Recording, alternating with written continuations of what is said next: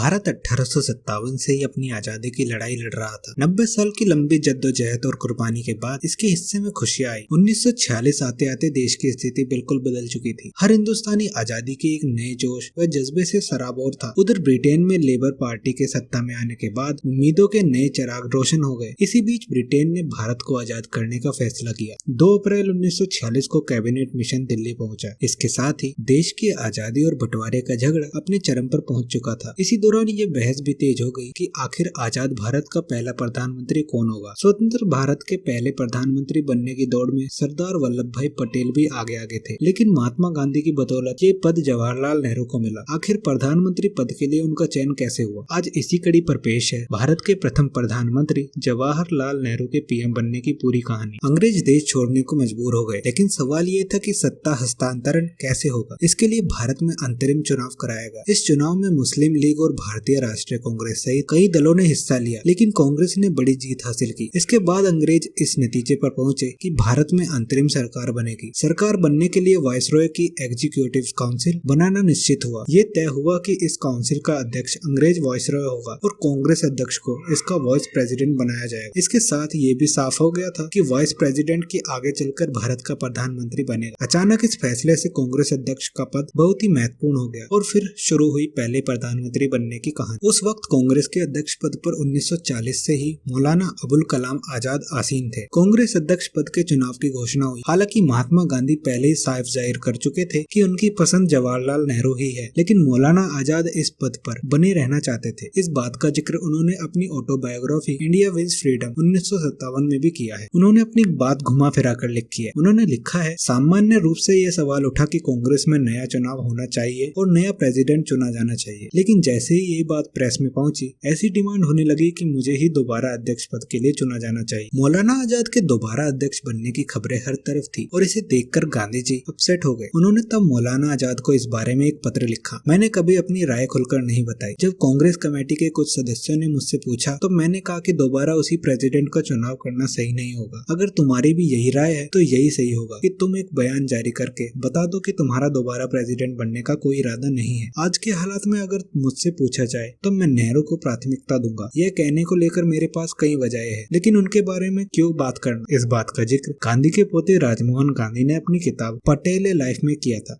लेकिन बात सिर्फ मौलाना आजाद की नहीं थी। नेहरू के पक्ष में गांधी जी के खुले समर्थन के बावजूद कांग्रेस समिति के ज्यादातर सदस्य सरदार वल्लभ भाई पटेल को कांग्रेस अध्यक्ष बनाना चाहते थे। इस पद के लिए नॉमिनेशन की आखिरी तारीख 29 अप्रैल 1946 थी। तब तक गांधी जी खुलेआम नेहरू को लेकर अपना इरादा जता चुके थे। कांग्रेस प्रदेश कमेटी की बैठक बुलाई गई। इस कमेटी के 15 सदस्यों के पास प्रेसिडेंट पद पर नॉमिनेट करने की पावर थी। 15 में से 12 सदस्यों ने सरदार वल्लभ भाई पटेल को अध्यक्ष पद के लिए नॉमिनेट किया। बाकी 3 ने किसी का नाम भी आगे नहीं बढ़ाया। यहाँ ध्यान देने वाली बात थी कि जवाहरलाल नेहरू का नाम किसी भी सदस्य ने नॉमिनेट नहीं किया। गांधी जी की इच्छा को समझते हुए जेबी कृपलानी ने थोड़ा प्रयास किया और कुछ वर्किंग कमेटी के सदस्यों ने नेहरू का नाम आगे बढ़ाया। हालांकि प्रदेश कांग्रेस कमेटी के एक सदस्य ने भी उनके नाम पर मोहर नहीं लगाई। यहाँ पर गांधी ने नेहरू से पूछा, प्रदेश कांग्रेस कमेटी के किसी सदस्य ने तुम्हें नॉमिनेट नहीं किया है, सिर्फ कांग्रेस वर्किंग कमेटी ने किया है। इस पर नेहरू चुप्पी साधे रहे। इसके बाद गांधी जी ने कहा, जवाहरलाल नेहरू दूसरे नंबर का पद कभी नहीं लेगा, और फिर उन्होंने सरदार पटेल से नॉमिनेशन वापस लेने के लिए कहा। राजमोहन गांधी ने अपनी किताब में बताया है कि पटेल ने गांधी जी की इच्छा का विरोध इसलिए नहीं किया क्योंकि वो हालात को और खराब नहीं बनाना चाहते थे। पटेल को भी मालूम था कि नेहरू दूसरे नंबर का पद कभी नहीं लेगा। जेएनयू के पूर्व प्रोफेसर चमन लाल बताते हैं, उस वक्त कांग्रेस पार्टी के अंदर पटेल की तरह ही सोचने वाले ज्यादातर लोग थे, इसलिए सभी ने पटेल को ही नॉमिनेट किया। लेकिन पार्टी में गांधी का नैतिक प्रभाव ज्यादा था। सभी लोग गांधी जी की इच्छा को मानते थे। गांधी जी संगठन से परे ही रहे, लेकिन कांग्रेस वर्किंग कमेटी में गांधी जी की मर्जी चलती थी। यही वजह थी कि सभी ने गांधी जी की पसंद को स्वीकार किया। परंतु पत्रकार दुर्गा दास ने अपनी किताब India from Curzon to Nehru and after 1969 में लिखा है कि इस वाकये के बाद डॉक्टर राजेंद्र प्रसाद ने अपना दुख जताते हुए कहा था कि एक बार फिर गांधी जी ने ग्लैमरस नेहरू के लिए अपने वफादार सिपाही को दांव पर लगा दिया। ऐसा राजेंद्र प्रसाद ने इसलिए कहा क्योंकि इससे पहले 1929 और 1937 दोनों ही बार प्रेसिडेंट पद के चुनाव में पटेल की लीडरशिप पर गांधी जी ने हामी नहीं भरी थी। इसके बाद सवाल उठते रहे कि गांधी जी ने पटेल की बजाय नेहरू को क्यों चुना। इस पर गांधी ने कभी खुलकर जवाब नहीं दिया। इस बारे में प्रोफेसर चमनलाल बताते हैं, गांधी जी की निकटता तो पटेल से थी, लेकिन उन्हें हिंदुस्तान की असलियत मालूम थी। उन्हें पता था कि भारत बहुभाषी बहुधार्मिक देश है। उन्हें लगता था कि पटेल का किसी एक धर्म की तरफ झुकाव है और इससे आगे चलकर विस्फोटक स्थिति पैदा हो सकती है, देश में तनाव बढ़ सकता है। यही वजह है कि उन्होंने नेहरू को तरजीह दी थी। दरअसल नेहरू के अलावा गांधी जी किसी को भी काबिल नहीं मानते थे। पटेल पर नेहरू इस वजह से भी भारी पड़े क्योंकि वो जन नेता थे और लोग उनकी बातों को सिर्फ सुनते ही नहीं थे, मानते भी थे। प्रोफेसर चमनलाल बताते हैं, नेहरू स्टार लीडर थे, जन नेता थे, लेकिन पटेल कभी भी जन नेता नहीं थे। गांधी जी ने इस पर खुलकर इसलिए नहीं बोला क्योंकि कभी कभी सब कुछ कहना जरूरी नहीं होता। गांधी को ये मालूम था कि भारत की जो परिस्थिति है उसे सिर्फ नेहरू ही संभाल सकते हैं। गांधी नेहरू के अलावा किसी को भी काबिल नहीं समझते थे। नेहरू में बौद्धिकता थी और वो थोड़े भावुक भी थे। पटेल कभी भावुक नहीं थे। पटेल का पब्लिक भाषण कभी किसी को प्रभावित नहीं करता था। नेहरू का भाषण सुन लोगों में लहर दौड़ जाती थी। इस तरह 2 सितंबर 1946 को अंतरिम सरकार का गठन हुआ। इसके बाद जब देश आजाद हुआ तो स्वतंत्रता भारत के पहले प्रधानमंत्री नेहरू ही बने और पटेल ने उप प्रधानमंत्री एवं गृह मंत्री का जिम्मा संभाला। नई सरकार 15 अगस्त 1947 से गणतंत्र भारत की नींव पड़ने और अगले चुनाव तक जारी रही। 1950 में संविधान लागू होने के बाद 1951-52 में स्वतंत्र भारत का पहला आम चुनाव हुआ। ये चुनाव 25 अक्टूबर 1951 में शुरू होकर 21 फरवरी 1952 को खत्म हुआ। कांग्रेस ने 364 सीटों के साथ पूर्ण बहुमत हासिल की और नेहरू ही प्रधानमंत्री बने। हालांकि देश के प्रथम चुनाव से पहले ही 1950 में पटेल का निधन हो चुका था। नेहरू के नाम सबसे ज्यादा समय तक 16 साल 286 दिन प्रधानमंत्री रहने का रिकॉर्ड भी है। 15 अगस्त 1947 से लेकर अपने निधन के दिन 26 मई 1964 तक नेहरू इस पद पर रहे। जवाहरलाल नेहरू का जन्म 14 नवंबर 1889 को इलाहाबाद प्रयागराज में हुआ था। उनके पिता मोतीलाल नेहरू स्वतंत्रता सेनानी थे और भारतीय राष्ट्रीय कांग्रेस के 2 बार अध्यक्ष चुने गए। उनकी मां का नाम स्वरूप रानी थुस्सू थी। जवाहरलाल नेहरू ने ट्रिनिटी कॉलेज कैम्ब्रिज से लंदन से पढ़ाई की थी। इसके बाद उन्होंने कैम्ब्रिज विश्वविद्यालय से लॉ की डिग्री हासिल की। 1916 में नेहरू की शादी कमला नेहरू से हुई। बीमारी की वजह से 1936 में कमला नेहरू की मौत हो गई। नेहरू की एक ही संतान थी, इंदिरा गांधी, जो बाद में भारत की प्रधानमंत्री बनी। नेहरू को पंडित नेहरू के नाम से भी जाना जाता है। बच्चे उन्हें चाचा नेहरू कहकर भी पुकारते हैं। नेहरू अपनी मौत तक प्रधानमंत्री रहे और लोगों के मन में उनके लिए सम्मान कभी कम नहीं हुआ। ये थी कहानी जवाहरलाल नेहरू के प्रधानमंत्री बनने की। वीडियो पसंद आए तो वीडियो को लाइक करें, सब्सक्राइब करें और कमेंट जरूर करें।